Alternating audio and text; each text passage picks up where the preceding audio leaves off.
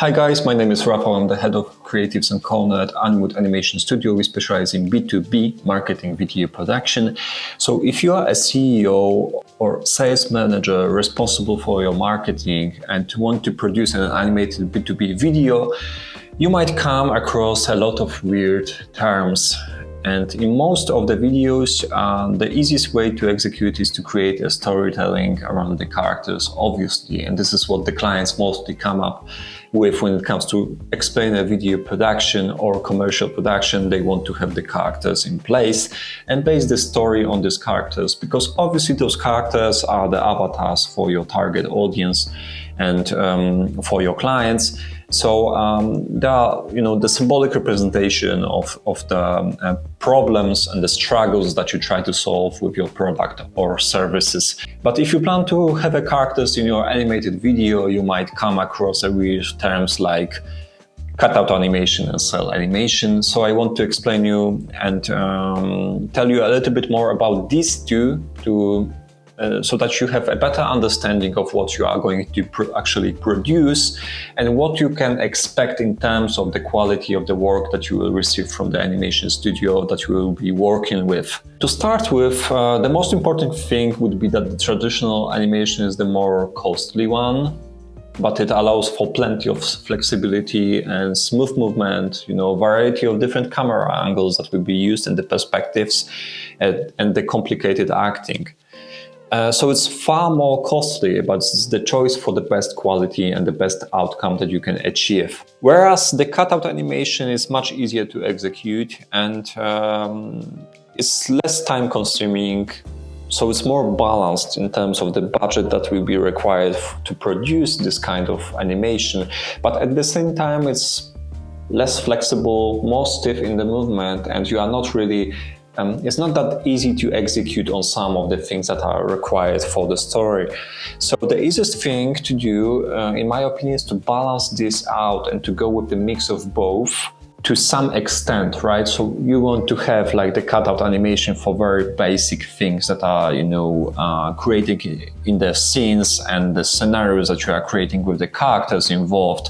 But you want to go with the cell animation for something that is like far more complex in terms of the transitions or the changes, or you want the character to move rapidly through the screen or fall into the laptop screen, for example, and you want it to look super good, then this is a good case scenario for working with the mixture of the cell animation and the cutout animation.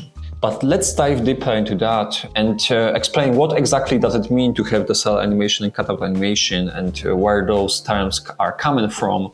So basically they refer to the technical aspect of how we are producing the animation. As Animwood, we are proficient at both approaches, and we did some splendid job for our partners in, for example, at Crossroad Church with mainly the cutout animation.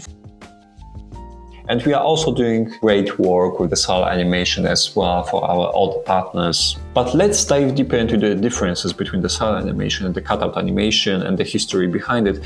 So in the old days, everything was done with the cell animation, obviously. Cell is a short for celluloid, which refers to each of the film frames that were drawn on the celluloid sheets. So traditionally, we have 24 frames or cells in the 1 second of the animation. So you can either talk about, cell animation or use the term traditional animation for that, or hand-drawn animation. It's all the same thing, right? So if you are wondering if someone is, talking about the traditional animation, the cell animation is like the same thing. So those are like the synonyms for the cell animation. But in the meantime, when cell was super popular, there was another, much more cost-effective animation method based on creating the animated puppets. And each of the limb of the puppet was broken down to allow for the movement, and they were changed and move around and rotated. So in case you had like the hand and you had to have this hand spread its fingers, you had to have the different, elements for that you swapped in the animation process. And most commonly, the characters were cut out from the pieces of paper for this sort of production. Thus, the cutout as an animation term for that, and the synonyms for that are puppet animation. And since we have the computers now, we follow the same principles for the cutout animation. So we are creating the rig for the characters, the skeleton and the bones that allow us for the movement. But all the pieces are, cut out, right?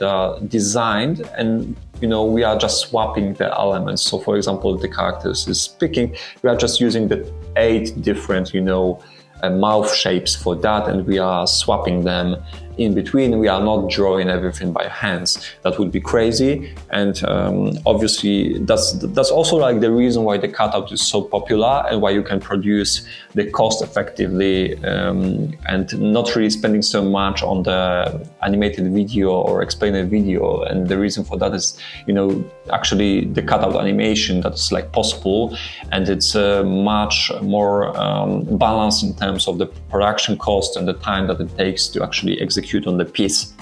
And of course, since I'm in the animation business, I think that the pictures speak louder than words. So let me show you some examples, because believe me, you will be much smarter after you see the comparison between the cutout animation and the cell animation, to see the difference and understand what you might be expecting if you go with the cutout animation or the cell animation. I will show you a couple of examples. So we had the characters moving in the perspective, covering a lot of distance, and we can see the facial expressions clearly and some distortions in the faces and the mouth shapes that are possible because everything is obviously drawn, so you have the control of everything, and they are much more expressive and emotional as a result.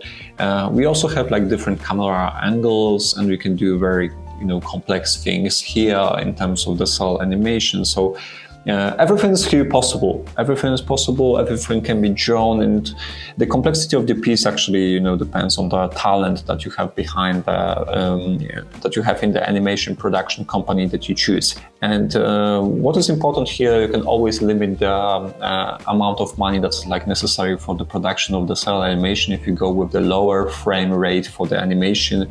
I'm showing you the example right now. You can always try to do something that will be super fun to watch, and at the same time it won't be so smooth. And it's also a good way of actually communicating some of the product and services, because I feel that not everything has to be smooth. It's also like the statement when it comes to the motion. You can communicate something with that and provide some message, right? So we are a little bit more quirky, we are fun, we don't want to be like pixel perfect, and we are not seeking for the perfection here. We are trying to do something that will be fun and engaging, and you can also do that, right, with the cell animation. And notice how in the cutout animation we are using the bone and the rigs to create a movement that is much more limited, but much more fluent and slightly smoother. And you can see that we are, moving the cutout elements for the arms or the hands, and you can see the rotation of the elements here.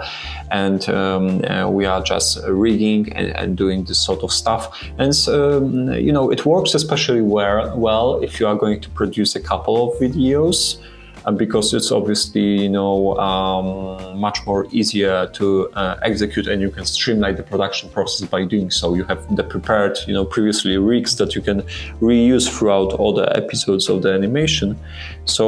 But yeah, what I think is very crucial here is that the cutout animation is a great way of actually executing on the multiple episodes of the series of animations. So if you are going to not only produce one video, but plenty of them, and you are going to reuse the characters, you can always reuse the rigs and the bones and all the things that were already prepared to put them in motion and actually streamline the production process. So that's the reason why the first episodes of the series of animation and videos are always much more costly than for example, second one and the third one, right? So the thing is that you need to actually prepare everything at once, and then you just prepare all the additional elements for all the characters that are appearing in the episode 2 or episode 3. But if you have like the recurring characters, especially the main ones, it really streamlines the process.